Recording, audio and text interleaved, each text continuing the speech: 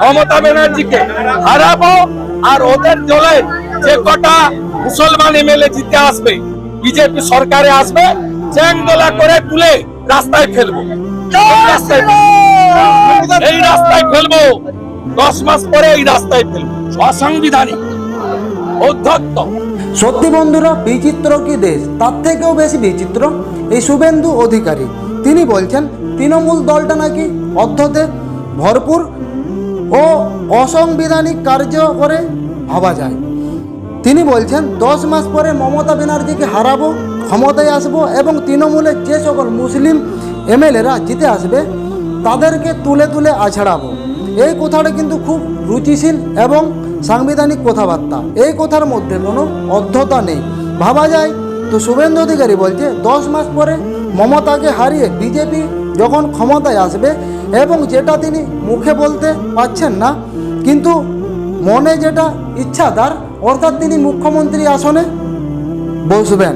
তবে আমার কাছে তো অন্য খবর বন্ধুরা, আমার কাছে খবর 10 মাস পর ফের রাজভবনে চতুর্থবারের জন্য শপথ নিয়ে নবান্ন 14 তলায় মুখ্যমন্ত্রী মমতা বন্দ্যোপাধ্যায় বসবেন। আর কোনো একজন বিরোধী নেতা গঙ্গার তীরে বসে বসে রাম রাম সত্য হে, রাম রাম সত্য হে করবে। তবে মমতা ব্যানার্জি হয়তো মহানুভূতি নয়তো কাউকে নিরাশ করতে পারবেন না। তাই চতুর্থ তৃণমূল সরকার নাকি ওই বিশেষ রাজনৈতিক নেতার অস্তিত্ব টিকিয়ে রাখতে তার জন্য পৃথক পরিকল্পনা করছে। শোনা যাচ্ছে দক্ষিণেশ্বর কিংবা কালীঘাটের স্কাইওয়ার্ডের উপর ওই বিশেষ নেতার জন্য আসন সংরক্ষণ করা হচ্ছে, যাতে ওখানে বসে সাবাউদ্দিন বাড়ির সেই ঐতিহাসিক 3টি বাটি নিয়ে ভিক্ষা করতে পারে। এই ব্যবসাটি ওই রাজনৈতিক ব্যক্তির জন্য তৃণমূল করে দেবে, এই খবরটাও আমার কাছে এসেছে। এর পাশাপাশি যদি ওই রাজনৈতিক ব্যক্তির চান যে এতটা দূরে কলকাতায় নয় বাড়ির আশেপাশে কোথাও বসবেন, সেই ক্ষেত্রেও দীঘার জগন্নাথ মন্দিরের বাইরেও তাকে জায়গা দেওয়া হতে পারে ওই 3টা বাটি নিয়ে। সিদ্ধান্ত অবশ্যই তিনিই নেবেন। তিনটি জায়গার জন্য সংরক্ষিত করা হচ্ছে এবং সেই 3টি জায়গা হলো সনাতনী হিন্দুদের তীর্থস্থান দক্ষিণেশ্বর স্কাইওয়ার্ড, নবনীত কালিদাস স্কাইওয়ার্ড কিংবা দীঘার জগন্নাথ মন্দির। এবার তিনি সিদ্ধান্ত নেবেন কোথায় বসবে, বা তিনি যদি মনে করেন ঘুরে ঘুরে বসবে সেটা তিনি বসতে পারেন। অর্থাৎ ওই বিশেষ রাজনৈতিক ব্যক্তির জন্য স্পেশাল কোটা থেকে শুরু করে সমস্ত রকম অপশান খোলা থাকবে তৃণমূল সরকারের তরফ থেকে। এবার আসলে যে কি ঘটবে সেটা দেখার জন্য আমাদের 10টি মাস আরও অপেক্ষা করতে হবে। কিন্তু বন্ধুরা, দিল্লি অনেক দূর, তার থেকেও বড় খবর বিজেপিতে বড়সড় ভাঙনের পরিকল্পনা চলছে। যতটা খবর এসেছে আমি আপনাদেরকে শোনাচ্ছি, কিন্তু শিওর নয়। বিজেপি দলের এমপি বা এমএলএ যদি বের না হয় তাহলে বিজেপি পক্ষ থেকে সেটা সব থেকে বড় খুশির খবর হবে, আর সেটাই আমি চাই। তবে শোনা যাচ্ছে 1 জন না, 2 জন না, 3 জন না, 4 জন না, 5 জন না, একদম 24 থেকে 25 জন বিধায়ক এবং 3 থেকে 4 জন সাংসদ পূজার পরে জার্সি বদল করবে এবং ডাকি শুদ্ধ এই বিরোধী দলনেতাকে বিসর্জন দিয়ে দেবে। কেননা শুদ্ধি বিসর্জন কথা বললাম, কারণ ওই 24 থেকে 25 জন বিধায়ক তৃণমূলে যোগদানের পর বিজেপি দলটা বিরোধী দলের মর্যাদা থাকবে না। 2026-এ তো ভোট, তারপর ভোটের ফলাফল, তারপর আংটি বদল, মানে সরকার তৈরি, তারপর মুখ্যমন্ত্রী, সে তো অনেক দূর। কিন্তু তার আগে তো পূজার পরে নভেম্বর ডিসেম্বর শীতকালীন ক্রীড়া প্রতিযোগিতা খেলা হয়েই যাবে। সেখানে বঙ্গ বিজেপির প্রেম প্রীতি, ভালোবাসা, মান অভিমান সব কিছু ভোগ কাটা হয়ে যাবে। আর তখন বুঝবে জোর কা ঝটকা ধীরে সে লাগা। আর এই 24 থেকে 25 জন বিজেপি এমএলএ এবং 3 থেকে 4 জন সাংসদ প্রত্যেকেই দিলীপ ঘনিষ্ঠ নেতা বলে বঙ্গ বিজেপিতে পরিচিত। তারাই এবার মালা বদল করবে, কথা মোটামুটি পাকা। আর দিলীপ ঘোষ কি করবে? না, তিনি দল বদল করবেন না। যদি বদলানোর হতো তার কাছে সেই সুযোগ এসেছিল অনেক আগেই বলতে পারেন। তিনি দলের মধ্য থেকেই এই শুভেন্দু অধিকারী এবং অনুপ্রবেশ মার্কা হঠাৎ বিজেপি নেতাদের ডুগডুগিটা বাজিয়ে দেবে। আর এমনটি যে ঘটতে পারে, অর্থাৎ পুজোর পরেই নির্ঝড়ে স্বপ্নভঙ্গের মতো তাসের ঘর ভেঙে যেতে পারে, বঙ্গ বিজেপি যে ধসে যাবে সেই খবরটা কিন্তু বিভিন্ন মাধ্যম থেকে পৌঁছে গিয়েছে। রাজ্য বিজেপির সভাপতি শ্রমিক ভট্টাচার্যর কানে ইতিমধ্যেই শ্রমিকবাবু এই সকল বিজেপি এমএলএ এবং এমপিদের চিহ্নিত করে তাদের সঙ্গে কথাবার্তা বলতে শুরু করে দিয়েছে। যেভাবেই হোক তাদেরকে দলে ধরে রাখতে মরিয়া শ্রমিক ভট্টাচার্য, কিন্তু তাতে যে খুব একটা চিড়ে ভিজবে তেমনটা নয়। শ্রমিক ভট্টাচার্য দিলীপ ঘোষ ঘনিষ্ঠ এই 24 থেকে 25 জন বিধায়ক এবং 4 থেকে 5 জন সাংসদ একটি বিশেষ শর্ত দিয়েছে, সেটা নিয়েও আমি বলবো প্রিয় বন্ধুরা। কিন্তু তার আগে আমি একটু ব্যাকগ্রাউন্ডটা বলি। কোন 24 থেকে 25 জন বিধায়ক এবং কোন 3 থেকে 4 জন সাংসদ আসলে দলবদলে সিদ্ধান্তটা কার্যকর নিয়ে ফেলেছে। বন্ধুরা, এই সকল বিধায়ক বা সাংসদরা কোনো একটি বিশেষ কারণের জন্য দল ত্যাগের সিদ্ধান্ত নেয়নি। এর পিছনে একাধিক কারণ রয়েছে। প্রথম কারণটি অবশ্যই দিলীপ ঘোষ। তা জানতে চান এই মুহূর্তে অর্থাৎ আজকের দিনে বঙ্গ বিজেপি দিলীপ ঘোষের অবস্থান কি? কারণ মনে রাখা দরকার 2021 সালে শেষ বিধানসভা নির্বাচনে এই 24 থেকে 25 জন বিধায়ক, যে 24 থেকে 25 জন বিধায়ককে নিয়ে আমি আলোচনা করছি, যখন নির্বাচিত হন তখন রাজ্য বিজেপির সভাপতি ছিলেন দিলীপ ঘোষ। এবং আপনারা ভেবে দেখুন 2018, 2019, 2020, 2021 সময়টাতে রাজ্য বিজেপিতে দিলীপ ঘোষ কার্যত মধ্য গগনে সূত্র, তিনি ছিলেন শেষ কর্তা এবং খুব অল্প দিনের মধ্যে অত্যন্ত জনপ্রিয় নেতা হয়ে ফুটেছিলেন দিলীপ ঘোষ। সেই সময়ে অনেকেই সংস্পর্শে আসে, যাদের মধ্যে বেশিরভাগ আরএসএসের ব্যাকগ্রাউন্ডে ছিল। ফলে এই যে 24 থেকে 25 জন বিধায়ক এবং 3 থেকে 4 জন সাংসদের কথা আমি বলছি, প্রত্যেকেই কিন্তু 2019 সালের লোকসভা ভোটে এবং 2021 সালের বিধানসভা ভোটে দিলীপ ঘোষের নবী ক্যান্ডিডেট বলেই পরিচিত ছিলেন এবং দিলীপ ঘোষেই তাদেরকে টিকিট দিয়েছিলেন। পরে সেই কৃতজ্ঞতা বোধ থেকেই তারা কিন্তু দিলীপ ঘোষের প্রতি বঙ্গ বিজেপিতে এমন কুৎসিত আচরণ মেনে নিতে পারছেন না। শুধু তাই নয়, দিলীপ ঘোষের বিরুদ্ধে চক্রান্ত, দিলীপ ঘোষকে লাঞ্ছনা, অপমান এবং যে কোণঠাসা করা হয়েছে সেখানে কিন্তু তারও অনেকটা কোণঠাসা হয়ে গিয়েছে।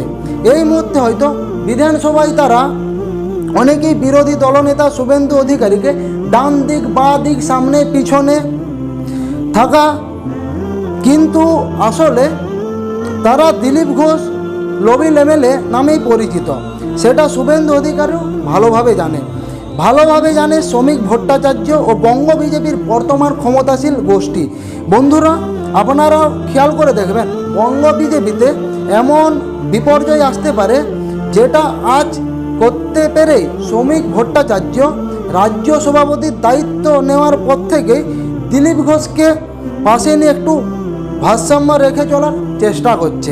ফলে ওই 24 থেকে 25 জন বিধায়ক এবং 3 থেকে 4 জন সংসদে পুজোর পরে যোগদান করার প্রবলভাবে সম্ভাবনা রয়েছে। এত গেল দিলীপ ঘোষের প্রতি তাদের কৃতজ্ঞতা, এর পাশে বড় আরও একটা কারণ আছে, সেটা হলো রাজনৈতিক ফায়দা। এই 24 থেকে 25 জন বিধায়ক আর 3 থেকে 4 জন সাংসদ একটা সহজ হিসাব কষে নিয়েছে। তারা বুঝতে পেরেছে এই মুহূর্তে রাজ্য রাজনীতি বা পরিস্থিতি 2026 বিজেপি ক্ষমতা আসা শুধু কঠিন নয়, অসম্ভব বটে। ফলে সেই জায়গা থেকে আর এক্সিটিং এমএলএ অবস্থায় বা এমপি অবস্থায় যদি তৃণমূলে যোগদান করে, সেই ক্ষেত্রে তৃণমূল তাদেরকে টিকিট দিলেও দিতে পারে। ফলে ফের একবার জনপ্রতিনিধি হয়ে বিধানসভা যাওয়ার রিস্ক ফ্যাক্টরটা তৃণমূল যোগদান করলে অনেক ক্ষেত্রে কম, কিন্তু বিজেপিতে থাকলে সেটা ওই বললাম শুধু কঠিন নয়, অসম্ভব। কারণ যেভাবে বাঙালি অস্মিতা এবং সেন্টিমেন্ট বিজেপির বিরুদ্ধে কাজ করছে এবং ধর্মীয় বিভাজন বিজেপিকে মানুষ থেকে দূরে সরিয়ে দিচ্ছে, সেই ক্ষেত্রে বিজেপি 2026 বিধানসভা নির্বাচনে বিরোধী দলের তকমাটা পাবে কিনা সেটা নিয়েও সন্দিহাল এই বিধায়ক সাংসদ। ফলে তার থেকে অনেক ভালো তৃণমূল যোগদান করা। যদি কোনোভাবে টিকিটটা পাওয়া যায়, জয় জয়কার নিশ্চিত। তবে এদের দল ছাড়ার পিছনে সব থেকে বড় কারণ ওই যে বললাম শুভেন্দু অধিকারী। বিজেপি অন্দরে শুভেন্দু অধিকারী স্বৈরচারী মনোভাব, কার্যত বঙ্গ বিজেপি গ্রাস করে নিয়েছে শুভেন্দু অধিকারী, হাইজ্যাক করে নিয়েছে অনুপ্রবেশকারী নেতারা। এটা কিন্তু আরএসএস ব্যাকগ্রাউন্ডে সকল এমএলএ এমপিরা একেবারেই ভালোভাবে নিচ্ছেন না। শুধু তাই নয়, সাম্প্রতিক সময়ে দিলীপ ঘোষের বিরুদ্ধে চক্রান্ত করে যেভাবে তার ভাবমূর্তি নষ্ট করার চেষ্টা করা হয়েছে, সেই ক্ষেত্রে কিন্তু আরএসএস অত্যন্ত ক্ষুব্ধ। এই ভয়ঙ্কর অনুপ্রবেশকারী এবং হঠাৎ তৎকালীন বিজেপিদের উপর। ফলে সব মিলিয়ে এই 24 থেকে 25 জন এমএলএ এবং 3 থেকে 4 জন সাংসদ তৃণমূলে যাওয়া কার্যত নিশ্চিত। যদি কোনো অঘটন এই 2-3 মাসে ঘটে না যায়। আর একটি বিষয়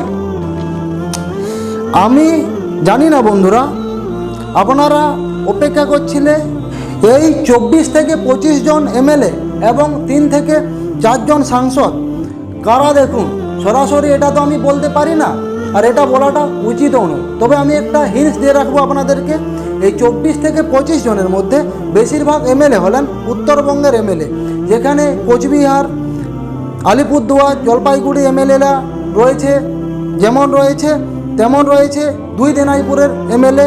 এর বাইরে আপনি যদি দক্ষিণবঙ্গ চলে আসুন, পশ্চিম মেদিনীপুরের বেশিরভাগ বিধায়ক দিলীপ ঘোষের এই অপমান মেনে নিতে পারছে না এবং তারা দল ছাড়া কার্যত সিদ্ধান্ত নিয়ে ফেলেছে।